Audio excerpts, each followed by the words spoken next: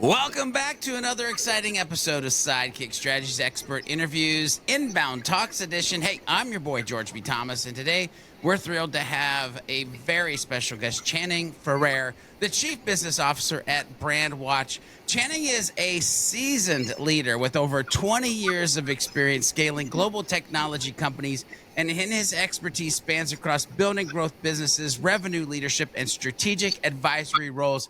Today, we're diving into his Inbound 2024 session, which feels like yesterday and a year ago, all at the same time. Accelerate your business growth through social, where he broke down how businesses can leverage social media as a key driver for top of funnel demand, competitive insights, and long-term business growth. Channing, welcome to the show.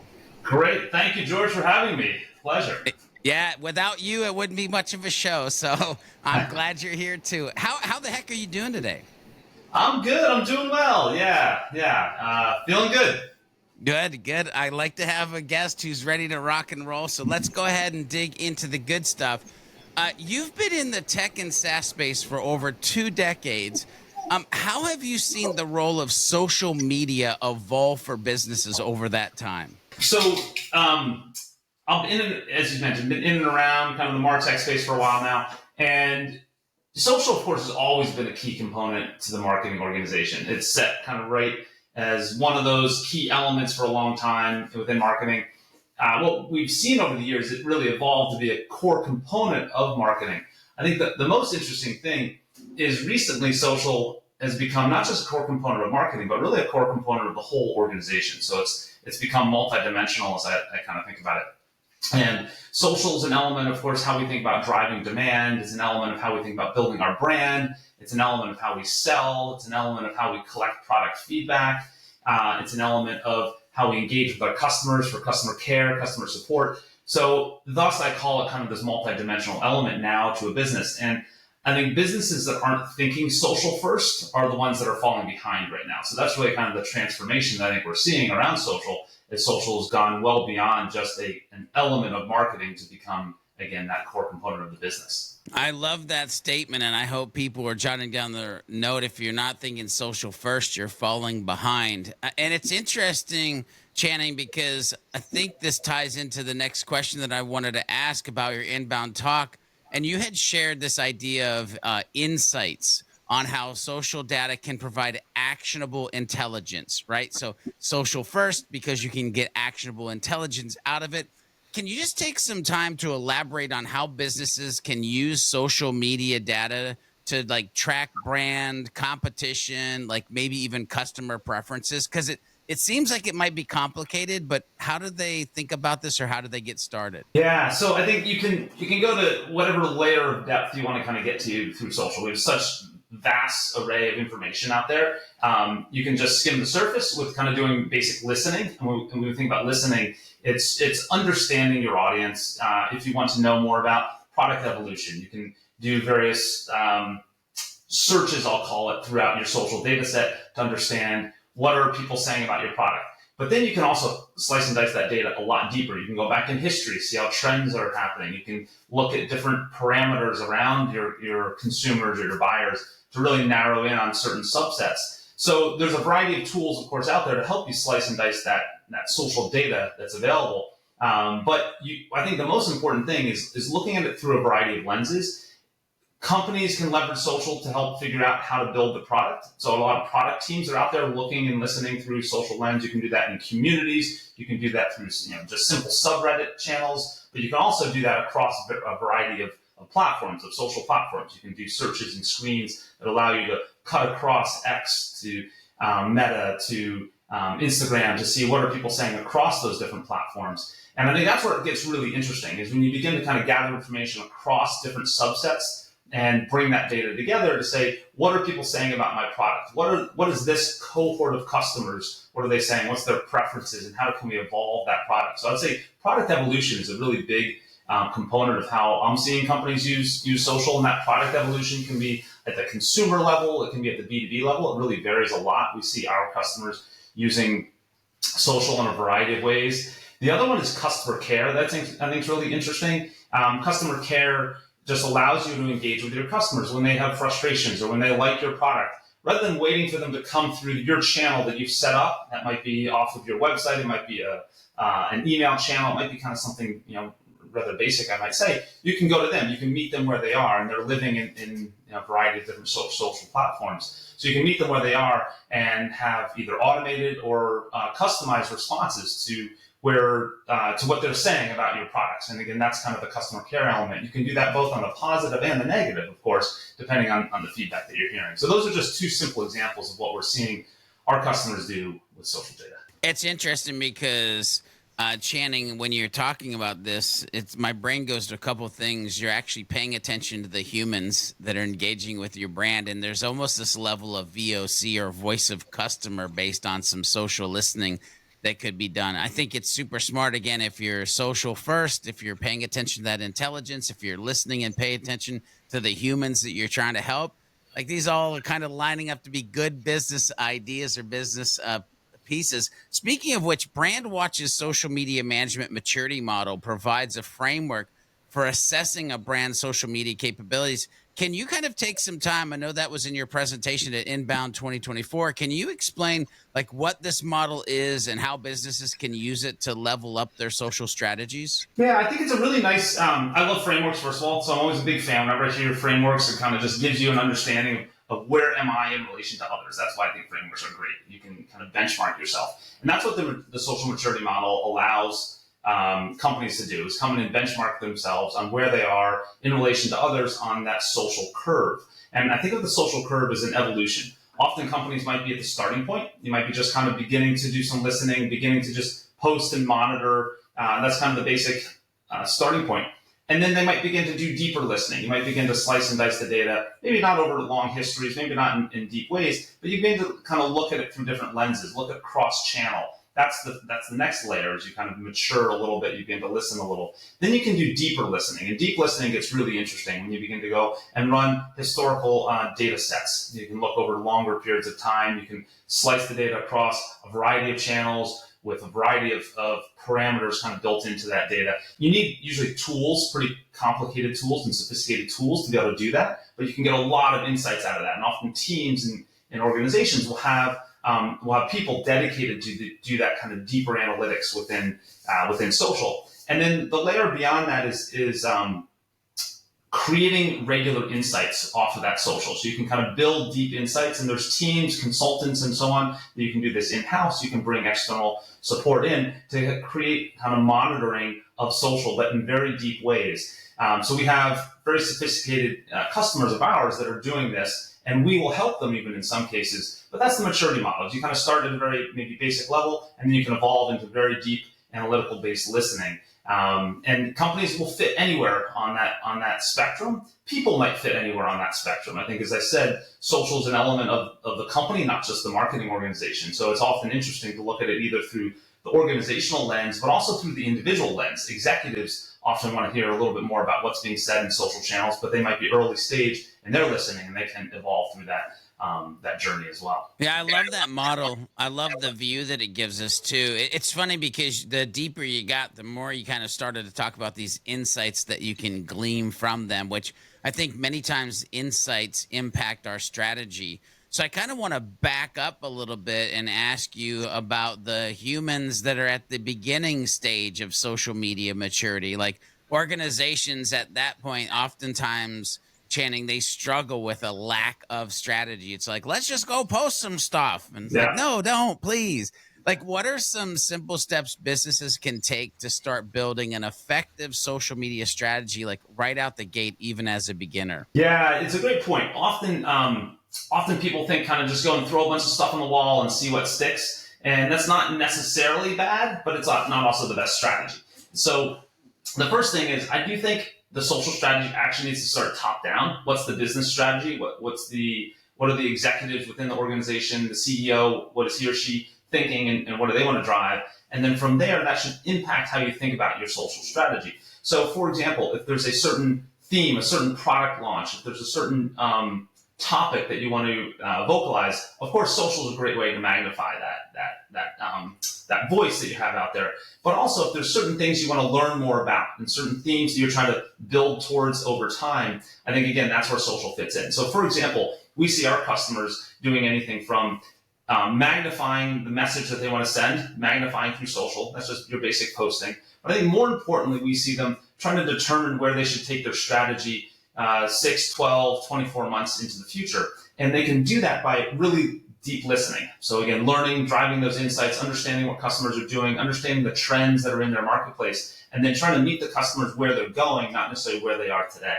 So social allows you to kind of have that variety of data so you can begin to think into the future and meet those customers how they want to be met in that future state. Again, that's through the product lens, through the go-to-market lens, through just the customer response lens. Nice. I want to back this train up just a little bit further because we got the people who are beginning, but we might even have the people on the fringe that are like, social, I don't know. What's the ROI of that? And as soon as I say that, I think about years ago when Gary Vaynerchuk was like, what's the ROI of your mother? So let's just dive into this because it is one key issue that you mentioned in your inbound talk was this underestimation of social media's value to an organization. So let's talk about ROI. Let's talk about ROI. How can social media managers, marketers, whoever is in charge of this, demonstrate the ROI of their social efforts to like senior leadership where it actually makes sense and senior leadership gets it? Yeah, this was a question that was raised up in my talk as well. Actually, we had a good little dialogue about it. A couple social media managers were there towards the end. We were talking through it, and it's tricky sometimes to measure that impact. As we know, in marketing in general, it's often tricky. Aside from your demand-oriented marketers, where you can very clearly kind of measure metrics. When you get into brand, though, brand is a lot harder to measure. And social cuts across both of those. So social, you can look at it through the demand lens. You can understand how much demand you're seeing come through your social channels. There's some very focused metrics like that. Number of followers that convert and click into a variety of links that you might put in front of them. So you can start with just very simple metrics that show follower base. That's a simple starting point. The challenge with followers, though, is you can get a lot of followers, but they might not be buyers of your product. They might just be kind of interested. And usually there's an element of the followers will eventually turn into buyers. But you really want to understand who are those followers. So I think that's the most important thing is understanding what's your ideal buyer personas, and then how many of your followers map to that ideal buyer persona. So that, I think, is really the unlock for social, is being able to say, I've got this amount of followers that fits into my ideal buyer persona. So the more detail you can understand around those followers, and then, of course, other elements of engagement are additional drivers. So you can create that follower base, you can measure that, you can share that back to your executive team, explaining how your ideal customer profile fits into that follower base. And then you want to show the engagement, which is an indication of conversion. I kind of bring everything back to demand-oriented marketing because I think it's very easy to look at the numbers through that lens. So engagement is going to drive towards conversion. What I love about social, and I think it's a little different than your more kind of traditional inbound marketing. I know HubSpot well, of course, and I love the model. But the difference is you can't always see how deeply and how quickly people are engaging. Yes, they might download some of your content, but you never know. They can be downloading content for years until they decide to buy. I think when you look at it through the social lens, once likes begin to pick up and the volume of likes pick up, it's a very clear indicator of buyer preferences. So again, I think likes are a good mechanism to understand how conversions are going to occur. I love this conversation so much. I think there's so many valuable pieces. We might have hit a rewind spot there too for people to pay attention to, because getting leadership to understand the ROI of anything is important. And also, I think that this next question even helps double down on that, because so many times we think of like social media as social media or social media as marketing. But even in this interview and in your inbound talk, you kind of talked about social media being part of marketing, social media being part of customer success. Heck, I'll even go out on a limb and say social media could totally be, it is for us, part of sales. Now, the question when you start to think of that mindset or that model is, how can companies foster better cross-departmental collaboration in their social efforts? I'll just leave it to social efforts. I could probably just ask the question, how can humans work better together? But collaboration in their social efforts. Channing, what are your thoughts? Yeah, definitely. So I think the first thing there is aligning on the themes. What are the themes that we're trying to get across when we think about our social message? And George, I would 100% agree with you. Social selling is key these days. But if you're not aligned with your marketing message, with your product message, with your customer care message, then your social selling is going to go in one direction. Your product message is going to go in a different direction. You've got to just get alignment. Alignment is the core, and this goes beyond social. I mean, in any business, I think alignment trumps strategy. I've often said it's one of those things that you just need to have. So if you can get alignment around that social message that you want to get out there, and there could be multiple social messages at the same time, that's okay. But make sure that your product org, your marketing org, your sales org are all aligned on the same themes and topics. And to get to that alignment, it's really simple, but you got to communicate internally. We got to say, here's what we're messaging. Top down, CEO, executives should be a part of that as well. And when you create that alignment, and when your executive team posts in relation to that topic that you're trying to talk about, everyone will kind of follow in. So the really simple to do on this, I'd say, is to get some executives posting a little bit in social on the one or two topics that you care about, and then people will follow from there on out. In other words, leaders be leaders, even in your social media. I love that so much. All right. So up until this point, Channing, people listening to this conversation or watching this conversation could be like, oh, well, obviously they're talking about organic social. And yes, we probably have been. But I also want to dip our toes into the idea of paid social. And Channing, paid social is often seen as a tool for fast growth. But what are some best practices you recommend for brands looking to kind of incorporate this paid social with their organic social in their social media strategies? Yeah, it's a great point, and it's a great call out. Both are important. Both work actually very well. Obviously, it depends a little bit on what you're trying to position. What are you trying to sell? What's your intention? And who's your target audience? So the deeper you can understand where your audience lives within social, the better you can leverage your paid social. So paid social, for example, I'm an advocate of Instagram. I often click way too frequently on Instagram ads because it's so targeted to me. As we all fallen into, I'm sure, a bunch of good Instagram ads if you end up buying something.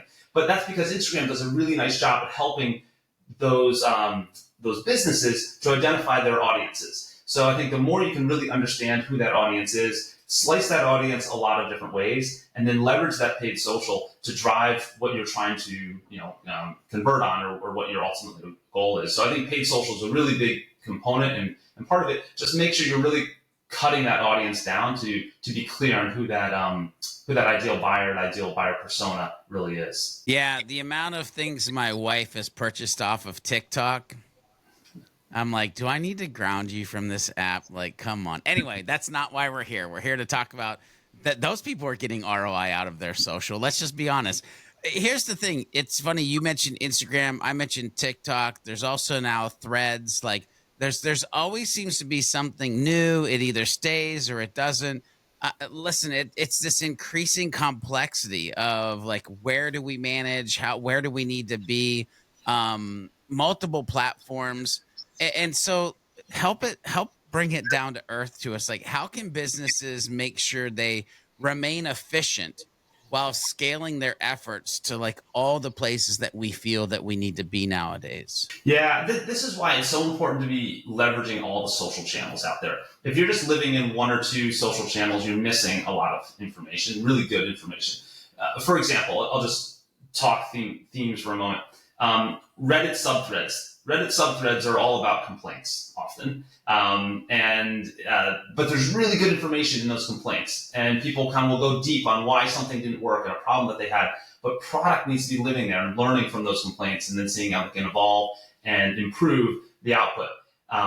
When I think of X, for example, X is full of ideas. People are posting simple little thoughts and ideas out there. And there's some great ideas that you can gather from X. So, and again, each social channel has different elements to it. Of course, they all blend together at times, but it's really important to look across the social channels to understand all these different themes and data points, and then look at that through the lens of who's my ideal customer profile. So my ideal customer profile cuts across all those social channels, And then you can gather really good information from each social channel, and each one will have different tidbits of information for you. So I think that's why you really need to be looking across. The social channels evolve and change, and as I make a statement that I see a lot of complaints in Reddit subthreads, that's going to change over time, and that will. And as we look at Instagram, the content and information that we capture and we see our customers captured off Instagram is evolving very quickly. Meta very clearly evolved with Facebook. Threads obviously is up and coming. So again, lots of great information, and it's important just to look across all of the channels. I love that. And, having that kind of 50,000 foot bird's eye view and being able to diagnose patterns and all sorts of crazy stuff. I want to double click into something because my brain won't let it go. You've mentioned it a couple times. I even used the word VOC after one of the times that you mentioned, or voice of customer. But I also know that over the last 6 to 8 months, HubSpot has made some dramatic input into being able to do the thing that I want to ask this question around, and that is social listening. Actually realizing we have 2 ears and we can use those 2 ears in a digital or a social realm as well. But Channing, how important is social listening in shaping a company's social media strategy? And how should brands incorporate that into their planning moving forward? So I really think it is core. As we were talking about earlier, social is kind of sitting at the center, I would call the epicenter of the organization nowadays, and it's become multidimensional. And when it becomes multidimensional, that means we have every element of the business that needs to pay attention to what's going on with social. So social listening, leveraging tools like BrandWatch or tools like what HubSpot can offer to allow the product team, the customer success team, the engineering teams even, to learn more about their customers through social listening is so important. Social listening can be done at different levels, and this goes back to what we talked about earlier, that evolution of social. So as people go through their journey and learn more about how they can leverage social, you have some people that are doing very deep social analytics. You have some people that are doing kind of lighter weight social listening, and both are very useful. But I think, again, it fits across the organization. Your engineering team can do social listening to better understand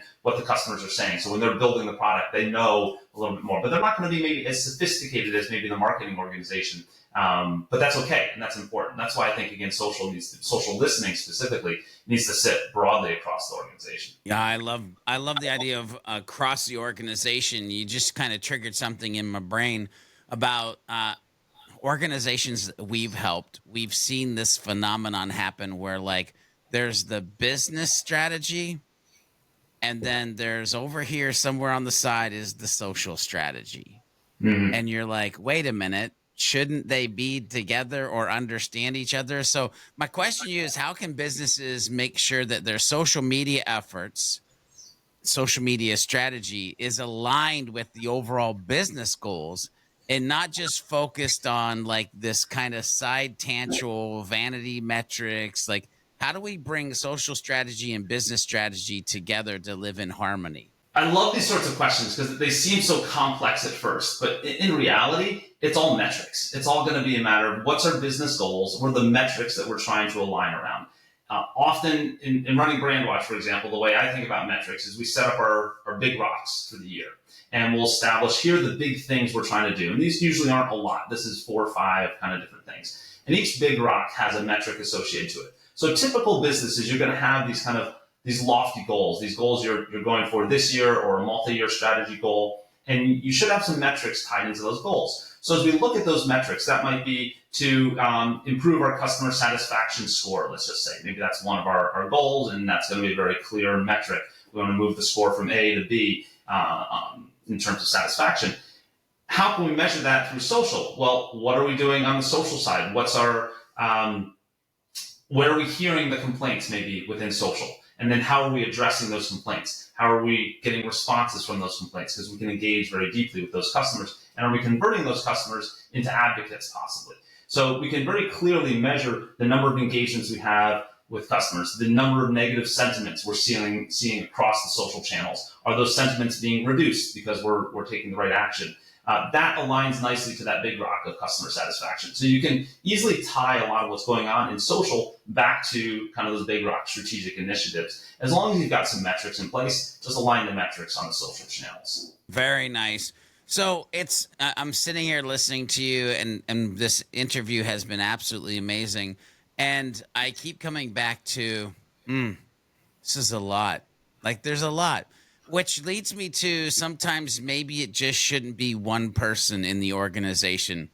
You might get to the point where you're doing so much that you need a team. So, Channing, I have you. I want to ask the question as a leader yourself who has scaled multiple organizations, what advice would you give to companies looking to build or grow social media teams, and kind of graduate from this like one human doing it in like a small back closet office in their organization? Yeah, definitely. So when we think about kind of growing the social team, the first thing I would look at is, do we have the right, let's just say we have one person to get started focused on social. Do we have the right sentiment across the business? Before we start adding people, let's make sure we've got kind of cross-functional social sentiment. And what I mean by that is, do we have our CEO posting on social? Do we have our head of marketing posting on social? Can we get the right leader involvement? Because if you can't get the right leader involvement, it will be hard to get that kind of cross-functional engagement. As long as you can begin to get the right leadership involvement, it doesn't always have to be the CEO. I'm just using those as examples. But if you can get leadership involvement and engagement with social, then, and by the way, engagement, I mean, is doing some social listening as well. So the social listening can be an output of what this one person is producing, sharing that information, and having a dialogue around what's being heard in social.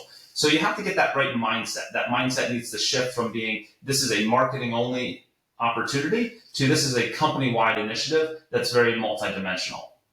And again, I think leadership needs to be engaged in thinking that way. And if they're not engaged in thinking that way, I think the next step is to share the opportunities, what we're talking about today, why social is impactful on product, why social is impactful for customer support, and so on. Have that dialogue, show the data, show the engagements that you're seeing, show the listening that you're as an individual contributor might be listening to. And from there, then we start talking about, okay, how else can we leverage social? Where do we want to start? Do we want to start with our product team? Do we want to start with our customer success team? Do we want to start with sales, possibly? Frankly, I think sales is the easiest starting point, making sure that we're selling through social just as much as we're selling direct to the customer, we're selling indirect through social. So I would think, where do you start? Take one step at a time and engage with that team first, and then begin to kind of expand beyond. And as that happens, there will be a natural pull to grow the team. It won't be a push where you're starting kind of force add heads. It'll be a pull saying, hey, we need more support. We need more help. What can we do? And then you begin to outline a plan, and that plan often involves adding more people into the team as well. All right. So as we land this plane, I have one more question. What's the one piece of advice that you'd give to companies looking to get ahead of the social curve and truly accelerate their business growth through social media? That here's the one piece of advice. If you take nothing else away, here's what I want you to have. Yeah, I would go back and look at where you are in that social journey and really understand how fast can you get to deep social listening and driving deep insights. I think deep insights, there's so much great information there available to people who are willing to kind of take that leap and take that step. Social listening is great, but social insights, again, deep social insights really goes beyond just pure basic social listening. So that's the one thing I would really encourage. I was at a dinner earlier this last week, it was, speaking with a bunch of our biggest customers about what they're doing. And the sophistication that they have on social listening and social insights is amazing. And the insights that they're gaining is really, really spectacular. And a lot of companies aren't there yet. So the faster you can move yourself through that social curve and begin to go beyond just listening to really insights, driving insights. And that means slicing and dicing the data in a variety of ways. I think that's the unlock, and that's the opportunity. Love it. Let the insights lead to action and the action to revenue. Channing, thank you so much for sharing your expertise with us today. If people want to connect with you, if they have questions, where do you want to send them? Yeah. Hit me up on LinkedIn. I'm pretty active on LinkedIn. Try to stay on that. So feel free to drop me a line on LinkedIn and love to chat more about social. Well, ladies and gentlemen, it's clear that social media is not just a tool for marketing, but a powerful engine for business growth. From creating a comprehensive social strategy using data for actionable insights, there's so much potential for companies to leverage social to drive real long-term success. For you, the listeners, the viewers, if you're ready to take your social media efforts to the next level and unlock its full potential, make sure to check out Brand Watch and follow Channing for more insights. And as always, don't forget to be a happy, helpful, humble human and do some happy hub spotting along the way.